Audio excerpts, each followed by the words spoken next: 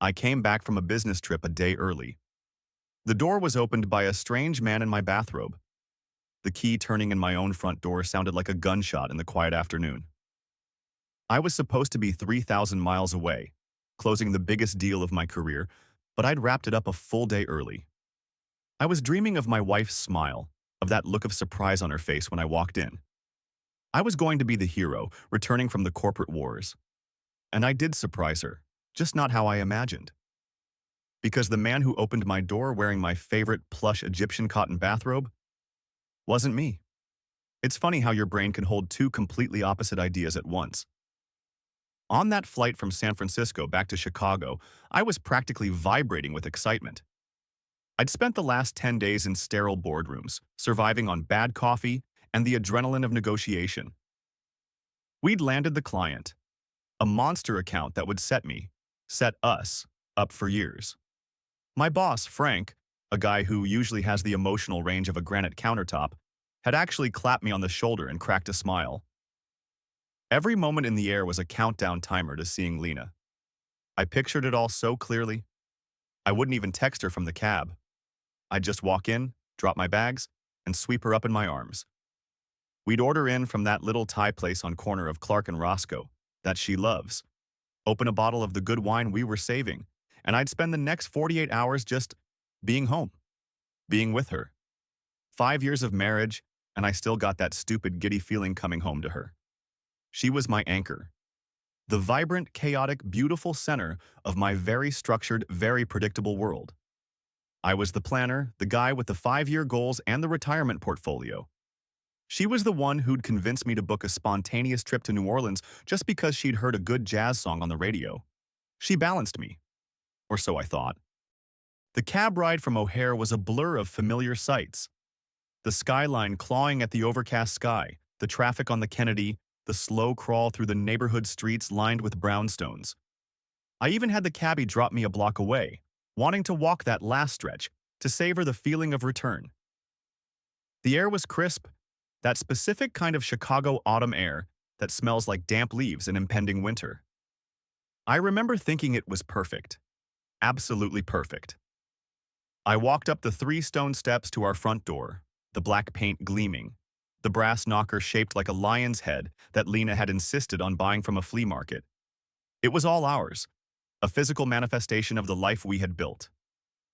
My life. My keys felt heavy in my hand. I remember fumbling for a second, my fingers numb from the cold and trembling slightly with anticipation. I slid the key into the lock. It felt different. Not wrong, just stiff. I chalked it up to the weather. Houses settle, things change. God, the irony in that thought is so thick I could choke on it now. I turned the key. The deadbolt slid back with a loud, definitive clunk. And then, the door swung inward before I could even push it. Chapter 2. The Man in My Robe. He wasn't what I expected. Honestly, I didn't expect anyone. So when the door opened and a man stood there, my brain just short-circuited. For a split second, I thought I was at the wrong house. A complete, disorienting systems failure. But no, that was our ugly, mismatched welcome mat. That was the crack in the plaster by the door frame we kept meaning to fix. This was my home.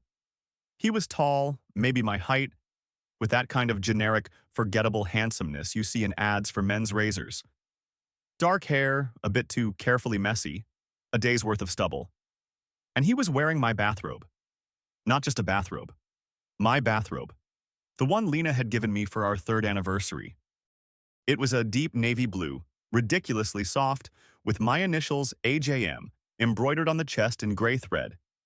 Seeing those initials on another man's chest in my own hallway was like watching a scene from a movie that was about me, but that I'd never been told was being filmed. He just stared at me.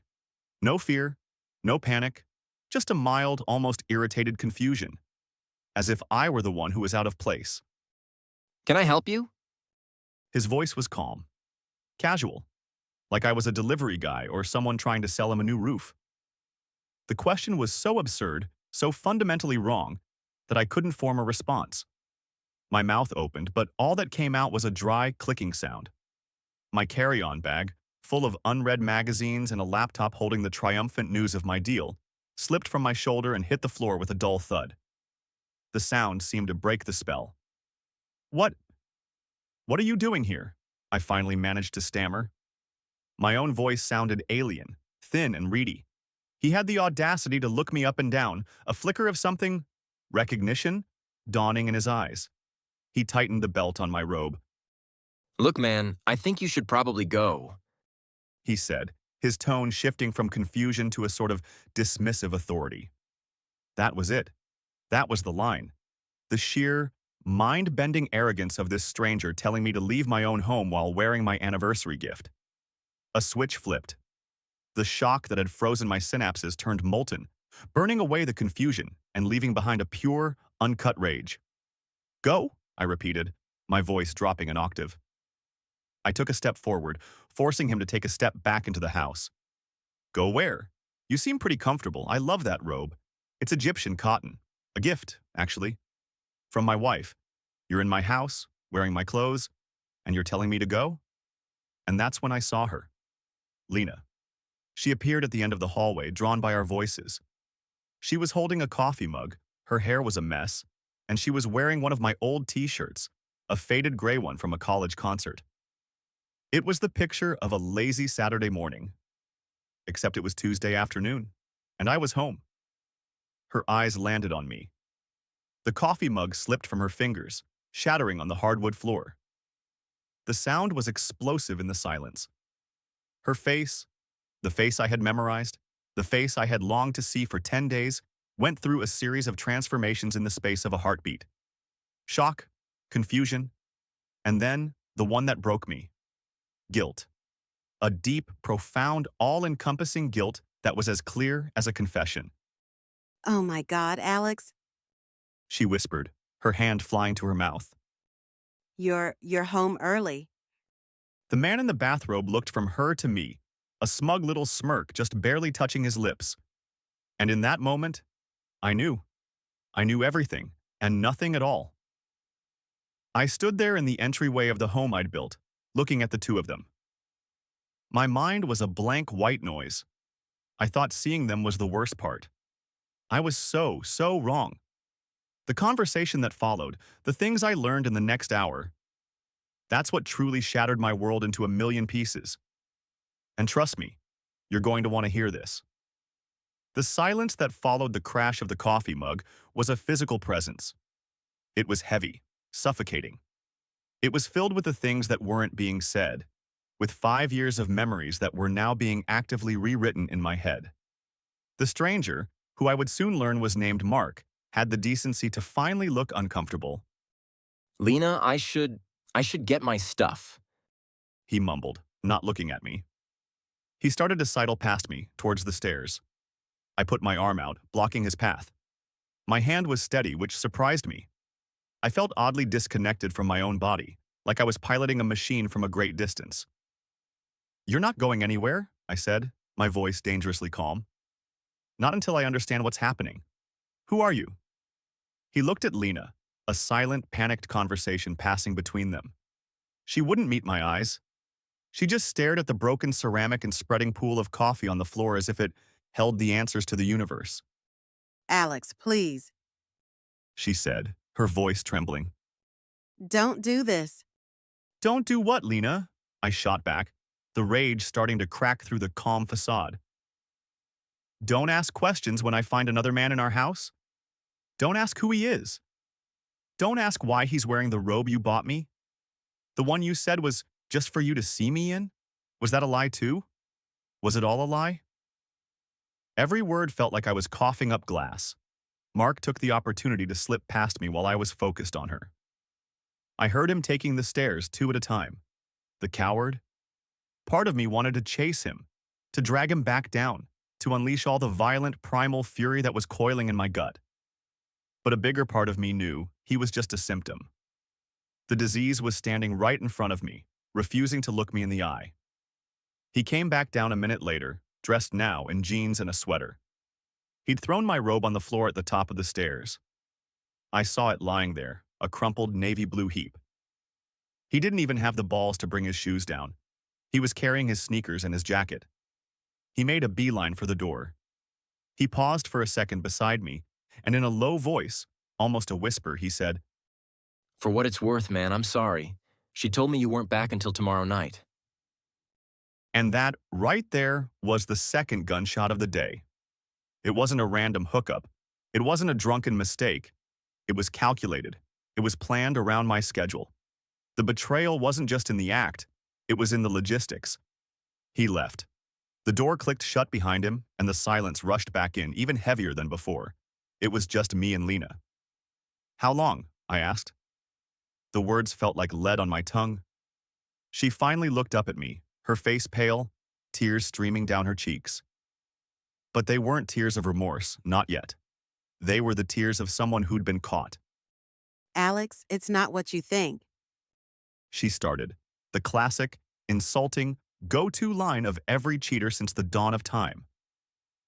Don't, I cut her off, my voice like ice. Do not lie to me right now, Lena. Not after this. Do me the basic courtesy of telling me the truth. How long? She flinched. She hugged herself, rubbing her arms as if she were cold. A few months, she mumbled, looking back at the floor. A few months, I repeated. It wasn't a question, I was tasting the words. A few months. That meant our anniversary dinner last month, where she'd toasted to a lifetime of us, was a lie. That meant the texts she'd sent me this morning, filled with heart emojis and I miss you so much, hurry home, were a lie. I felt a wave of nausea so intense I had to brace myself against the wall. I swear, my head was spinning. Have you ever had a moment where your entire reality just shatters? Like you've been living in a movie and someone just ripped the screen down. The set is fake, the actors are just reading lines. Nothing is real. Drop a comment below if you know that feeling, because I honestly felt like I was going crazy right then. Who is he? He's no one, just a guy from my yoga class. She said, as if the mundanity of the location somehow made it better. No one? I laughed, a bitter, ugly sound that tore out of my throat. He looked like someone when he was standing here in my robe telling me to leave my house. Does no one have a key, Lena? Or do you just leave the door unlocked when I'm out of town? The accusation hung in the air. Her face crumbled. The tears of being caught were finally turning into tears of something that looked like actual regret. It was a mistake, Alex. A horrible, stupid mistake. I was lonely. You're always working, always traveling. And there it was. The pivot. The classic deflection. It was my fault. I worked too hard. I traveled too much. The blame shift is the last-ditch defense of the guilty, and hearing it from her, right then, was like pouring salt in a wound that had just been blasted open with a shotgun. I did that for us, I said, my voice dangerously quiet again. That deal I just closed in San Francisco? That was for us. That was for the future you said you wanted. A bigger house, kids? A life? Was that all bullshit? Were you telling me you wanted those things while you were sleeping with the yoga instructor? She had no answer. She just stood there and cried. And I stood there and watched her, feeling nothing but a vast, cold emptiness. The love I had felt for this woman, a love so big it had felt like the organizing principle of my entire life, was rapidly draining away, leaving a cracked, barren landscape in its place. I need you to leave, I said. What? Alex, no. This is my home. She sobbed. It's our home, I corrected her. And you defiled it. You brought him in here, into our bed, I assume. The look on her face was all the confirmation I needed. I felt my stomach clench so hard I thought I might be sick. Pack a bag, I said, my voice leaving no room for argument. Go to your sister's, or a hotel, or go with him. I don't give a damn, but you are not staying here tonight. She opened her mouth to argue but saw the look in my eyes and thought better of it. She walked past me, up the stairs, carefully stepping around the crumpled bathrobe, a piece of evidence from a crime scene. I sank down onto the bottom step, my head in my hands. The adrenaline was gone, replaced by a bone-deep weariness that felt older than time. The house was silent again, except for the sounds of her upstairs, opening and closing drawers. Packing up a small piece of the life we had built together, a life that had been a lie. I had been home for less than an hour, and my world had ended. And the worst part? The absolute worst part was a tiny nagging voice in the back of my mind that told me this was only the beginning. Chapter 4. The 2 a.m. Lifeline. I don't know how long I sat there. Time had lost all meaning. Eventually, Lena came back down the stairs pulling a small roller bag. Her eyes were red and puffy, her face streaked with mascara. She looked broken. A part of me, a small, stupid, dying part, felt a pang of sympathy. But it was quickly overwhelmed by the tidal wave of betrayal. She stopped in front of me. Alex, can we please just talk about this in the morning? We can fix this. I know we can. I looked up at her, and I think what she saw in my face finally made her understand. There was nothing there. No anger, no sadness, just a void. There is no we to fix, Lena, I said, my voice flat. You broke we. I don't know what's left. Now please, just go. She stood there for another moment, then turned and walked out the door, closing it softly behind her. The click of the latch echoed through the house, a sound of finality. I was alone. The house felt enormous, hostile. Every object held a memory that was now tainted. The photo on the mantelpiece of us smiling on our honeymoon in Italy, the stupid, lumpy couch we'd bought together, the site of 100 movie nights, the kitchen where I'd tried, and failed, to make her a birthday cake from scratch. It was all a lie. A beautifully decorated, well-lit lie. I couldn't stay there. I went upstairs, walking past my robe, which I still hadn't touched. Our bedroom. My bedroom smelled faintly of a cologne that wasn't mine. I felt the rage bubble up again, hot and choking. I grabbed a duffel bag from the closet and started throwing things into it. A few t-shirts, jeans, a toothbrush. I didn't know where I was going. I just knew I couldn't breathe in that house for one more second. I ended up at a sterile, anonymous Marriott near the airport. The kind of place I'd spent the last 10 nights in. The irony was suffocating. I checked in under a haze, the concierge's cheerful welcome sounding like a foreign language. The room was beige and impersonal. It was perfect. There were no memories here. I dropped my bag, sat on the edge of the king-sized bed, and pulled out my phone. My thumb hovered over Lena's contact. I had 100 missed calls and a string of frantic texts. Alex, please pick up. I'm so sorry, I love you. We can get through this. Don't throw us away. I've made a terrible mistake. I read them with a chilling detachment. The words meant nothing. They were just pixels on a screen. My fingers scrolled down until I found the name I was looking for. David. David has been my best friend since we were 15. He was my best man. He knew me better than anyone, sometimes better than I knew myself. I hit the call button. It was nearly 2 a.m., but I knew he'd answer. He always did. He picked up on the second ring, his voice thick with sleep. Dude, what's wrong? It's the middle of the night. You're not supposed to be back yet. Is everything okay? And just like that, the dam broke. The calm, icy control I'd maintained since walking through my front door shattered into a million pieces. A sob ripped through me, raw and animalistic. I couldn't speak, couldn't breathe. All the pain and shock and rage I'd been swallowing down came pouring out in a flood of guttural, ugly sounds. Alex, what is it? Talk to me, man. Are you hurt?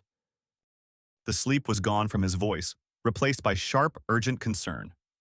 I finally managed to gasp for air. She cheated, Dave, I choked out, the words feeling like poison in my mouth. Lena, she's been cheating on me. There was a stunned silence on the other end of the line. What? No way. Are you sure? There has to be a mistake. I came home early, Dave, I said, the story tumbling out of me in a torrent of broken sentences. To surprise her, and there was a guy. He was in our house, in my robe, man. My damn robe. I explained the whole sordid scene. The door opening, the confrontation, Lena's pathetic excuses. I told him everything. He just listened, interjecting with a quiet, Jesus Christ, or I'm so sorry, man. He didn't offer platitudes or easy answers. He just let me empty the poison out. Where are you now? He asked when I was done, my voice hoarse from crying. A Marriott by O'Hare. Stay put, I'm coming to get you. You're not staying in some soulless hotel room alone tonight. You're coming to my place. No, Dave, you don't have to do that. It's not a request, asshole. I'm your best friend. My couch is your couch. I'm leaving now. I'll be there in 40 minutes. He hung up before I could argue. And for the first time in hours, I didn't feel completely alone in the universe. Someone was in my corner. I lay back on the stiff hotel bedspread and stared at the textured ceiling, feeling the first, tiny, microscopic glimmer of something that wasn't despair. It was the knowledge that even when your world burns down, you find out who is willing to run into the fire for you. Chapter 5. The Digital Autopsy. I must have fallen asleep at David's place, because the next thing I knew, sunlight was streaming through the blinds, cutting bright stripes across the living room. My head was pounding. My eyes felt like they were full of sand, and a deep, aching exhaustion had settled into my bones. For a blissful, stupid second, I didn't know where I was or what had happened. I thought maybe the whole thing, the flight, the man, the robe, had been a nightmare. Then it all came rushing back, and the weight of it pressed me down into the couch cushions. David had left a cup of coffee and a note on the table. Had to run to work, called in sick for you. Your boss Frank called me looking for you. Told him you had a violent stomach bug. You owe me one. We'll talk tonight. Don't do anything stupid. I drank the coffee. It tasted like ash. I wandered around his apartment, a ghost in someone else's life. And then I saw it. Sitting on the kitchen counter next to my wallet and keys was Lena's laptop. In my frantic escape from the house, I must have grabbed her work bag thinking it was mine. They were identical black messenger bags. My heart started hammering against my ribs. A part of me, the decent part, screamed at me to close it, to leave it alone, to not sink to that level. But the bigger part of me, the part that had been ripped open and left bleeding on my own hallway floor, needed to know. I needed to understand the scope of the lie. This wasn't about snooping anymore. This was about survival. About gathering intelligence in a war I hadn't even known I was fighting. I sat down at David's dining table, opened the laptop, and pressed the power button. Of course, it was password protected. My first instinct was a bitter laugh. Of course she had secrets, but then I tried the password that I knew she used for everything. Alex and Lena, forever. My stomach churned as I typed it. It worked. The desktop loaded, a picture of us on a beach in Mexico, smiling, tanned, oblivious. It felt like looking at two strangers. I ignored the pit in my stomach and opened her email. What I found was worse than I could have possibly imagined. It started with Mark. Yoga Mark, as he was listed in her contacts. I scrolled back through months of emails. Flirtatious messages, plans to meet up, explicit descriptions of their time together. Many of the emails were time-stamped during times I was on business trips. He was her travel boyfriend. They talked about me. They laughed about me. In one email, she complained about a fight we'd had over finances. He's just so rigid, so focused on the future, he can't enjoy the now. She had written, You're so different, Mark. You see me. You make me feel alive. reading that, knowing I was busting my ass in those very moments to build the future she claimed to want, made my blood run cold. It wasn't just cheating. It was contempt. But as I scrolled through months of messages, my blood ran cold. The affair with Mark was just the tip of the iceberg. It turned out he wasn't the first. There were other names, other email chains going back over a year. A guy from her office, an old friend from college she'd reconnected with on Facebook. It wasn't a mistake. It was a pattern. A secret life running in parallel to ours. And then I found it. The thing that changed everything. It wasn't in her email. It was in a folder on her desktop, innocuously labeled Vacation Ideas. Inside were not travel brochures, but spreadsheets, financial statements, scanned copies of our joint bank accounts, our investment portfolios, and a series of emails between Lena and her sister, Sarah. The subject line of the most recent email was Project Getaway. My hands were shaking so hard I could barely control the mouse. I clicked it open. The email was a detailed plan. a step-by-step guide for Lena to systematically move money out of our joint accounts into a private one she had opened. The plan was to wait until after I received my annual bonus in June, and then, while I was scheduled to be on a week-long business trip in London, she was going to empty the accounts, file for divorce, and leave. "He'll never see it coming," her sister had written in one of the emails. He's so trusting, so predictable. By the time he gets back, you'll be on a beach in Costa Rica, and his precious 5-year plan will be in ruins. Lena's reply was the final nail in the coffin of the woman I thought I loved. I almost feel bad. She wrote, Almost. But he's more of a business partner than a husband anyway. I deserve to be happy. I've earned this. 5 years of playing the supportive wife is long enough. "This wasn't just infidelity. This was a long con, a premeditated, calculated financial and emotional demolition of my life." The man in the bathrobe wasn't a lover. He was a symptom of a much deeper sickness. I wasn't just a husband being cheated on. I was a mark, a target. I leaned back in the chair, the blood roaring in my ears. I felt a strange, terrifying calm settle over me. The grief was gone. The hurt was gone. The rage was still there, but it was different now. It was cold. It was focused. This was no longer a tragedy. It was a war. And I had just found the enemy's battle plans. What I found in that hidden folder on her desktop, that's what made me realize this wasn't just about cheating. This was about a person I didn't even know. And if you think this story is insane now, you need to subscribe, because what I'm about to tell you next is the part that I still can't wrap my head around. I had a choice to make. I could fall apart, or I could fight back. And let me tell you, I was done falling apart. For the rest of the day, I was a machine. I methodically went through every file on that laptop. I used my phone to take pictures of the emails, the spreadsheets, the secret bank account statements. I was building a case. The grief and shock that had paralyzed me were gone, replaced by a crystalline, Arctic clarity. David came home that evening to find me sitting in the exact same spot, the laptop closed, my face set like stone. He took one look at me and knew something had shifted. What happened? He asked, putting his briefcase down slowly. "I know everything," I said, my voice devoid of emotion. I explained what I had found. The multiple affairs, the secret account, the plan. Project Getaway. As I laid it all out, I could see the color draining from his face.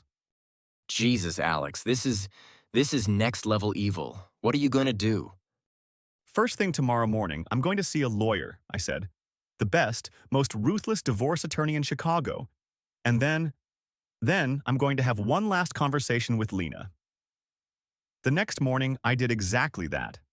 I found a lawyer, a shark in a $3,000 suit named Mr. Davies, who looked at the evidence I'd gathered with a grim, almost gleeful satisfaction. He gave me a precise list of instructions, the first of which was to immediately go to the bank and freeze every joint asset we had. I walked out of his high-rise office feeling like I was wearing armor. Then I drove home, to my home. I let myself in with my key. The house was quiet. The broken coffee mug was gone, the floor cleaned, a pathetic attempt to erase the evidence. My crumpled bathrobe was no longer on the floor. I saw it folded neatly on a chair as if waiting for me. The sight of it made me want to burn the house down. Lena was in the kitchen, and she jumped when I walked in. She had clearly been crying for 24 hours straight. She looked terrible, and for a moment, the image of the vibrant woman I had married flickered in my mind. Alex, you're back. I was so worried. I've been calling. "I know," I said, cutting her off. I didn't sit down. I stood there, in the center of the room, an intruder in my own life. "We need to talk." Yes, please. I can explain everything. Mark meant nothing. It was a symptom of us growing apart, but we can fix it. We can go to counseling. She was rambling, desperate, throwing out buzzwords she'd probably gotten from some daytime TV show. I let her talk for a minute, then I held up a hand. "I'm not here to talk about Mark," I said calmly. Her expression shifted from desperation to confusion. You're not? "No," I said. "Mark is irrelevant. He's just one of many, isn't he? There was also Paul from your office, and that guy Tim from college you reconnected with. Who else, Lena? I'm just curious. How deep does the roster go? The blood drained from her face. She looked like I had physically struck her. She opened her mouth, but no sound came out. Oh, don't look so surprised, I continued, my voice still unnervingly level. I had your laptop. You left it. By the way, Alex and Lena, forever, is probably not the most secure password when you're running a secret life. I watched her process this, her mind racing, trying to remember everything that was on there. I decided to help her out. So let's talk about Project Getaway, I said, savoring the way her eyes widened in genuine terror. That's what you called it in your emails with your sister.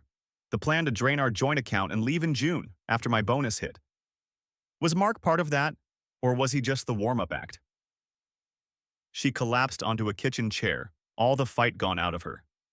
She was staring at me as if I were a ghost. The dynamic had completely shifted. I was no longer the heartbroken victim she had to placate. I was the executioner. How could you? She whispered, as if my discovery was the true betrayal. How could I? I laughed, a real laugh this time, but it was hollow and harsh. That's incredible, Lena. Truly. You plot to systematically destroy my life, to steal the money I worked my ass off to earn for us, and you have the audacity to ask how I could look through your laptop. The game is over. I've already been to a lawyer. I've already frozen our assets. All of them. The finality of those words hit her. This wasn't a negotiation. It wasn't a fight we could recover from. This was a declaration of the end. You can't do that. She stammered. I have nothing. You should have thought of that before you decided our marriage was a business to be liquidated, I said, turning to leave. My lawyer will be in touch with yours. Get your things out of the house by the end of the week. I'll have the locks changed on Friday. I walked out of the kitchen and out the front door without looking back. I left her sitting there, amidst the ruins of the life she had torched with her own two hands. And as I walked away from the home I loved, I didn't feel sadness or pain. I felt free. Chapter 7. The Grim Logistics. The weeks that followed were a grim, methodical process of untangling two lives. It's a strange thing, a divorce. It reduces a relationship with all its complexities and emotions down to a series of legal filings and financial disclosures. It's the least romantic thing in the world. My lawyer, Mr. Davies, was worth every exorbitant penny. With the evidence I had, Lena and her bargain bin attorney had no leverage. Project Getaway had turned into a legal term. Dissipation of marital assets. Her plans for a Costa Rican beach life funded by my bonus evaporated in a puff of legal smoke. She fought, of course. She tried to claim emotional distress. She tried to paint me as a neglectful, workaholic husband. But the emails told the real story. The story of a cold, calculated betrayal. I had to tell my parents. That was one of the hardest parts. I called them on a Sunday afternoon. I spoke to my dad, a quiet, stoic man who had been married to my mother for 40 years. Dad, Lena and I are getting a divorce. There was a long pause on the other end of the line. I heard him sigh, a heavy, tired sound. What happened, son? I told him everything, leaving out the most sordid details but giving him the core facts. He listened patiently, without interruption. When I was done, he was quiet for another moment. Well, I can't say I'm completely surprised. He said, and that hit me harder than any expression of shock would have. Your mother and I, we saw things. The way she'd look at you sometimes when you weren't looking, like she was sizing you up. We hoped we were wrong. His words were a quiet confirmation of 100 tiny red flags I had ignored.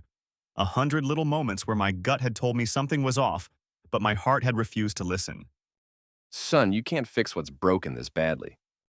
He continued, his voice full of a gentle strength that had always been my bedrock. You just have to pick up the pieces, your own pieces, and start building again. You come from strong stock. You'll get through this. His simple, unwavering faith in me was the anchor I needed. The divorce proceedings dragged on, a war of attrition fought by lawyers. I moved back into the house. I had every room deep cleaned. I threw out the bathrobe. I threw out the bed. I bought a new one. I boxed up all of Lena's things that she'd left behind and had them put in storage. Slowly, painfully, I began the process of reclaiming my space, my life. Chapter 8. The New Beginning. It's been a year now.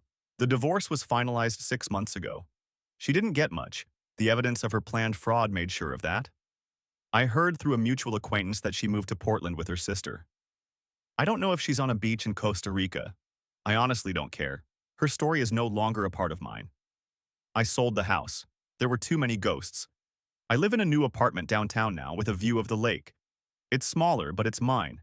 It's filled with my things, my memories. David is still my rock. We see each other a couple of times a week. He helped me move, helped me paint, helped me put together a new life from the wreckage of the old one. Am I healed? No, not completely. A betrayal like that leaves scars. There are days when a smell or a song or a random memory will sideswipe me, and the phantom pain will ache.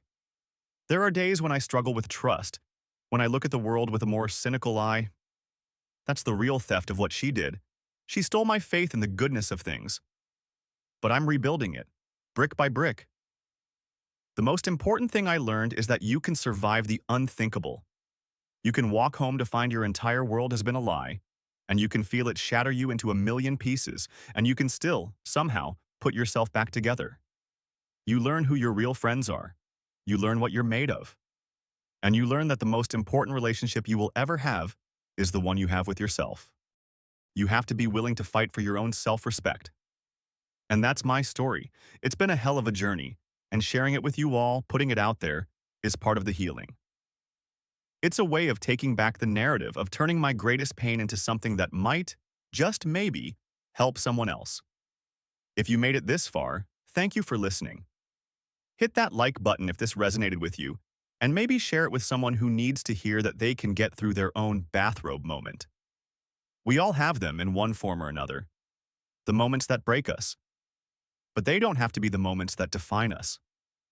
I'll see you in the next one.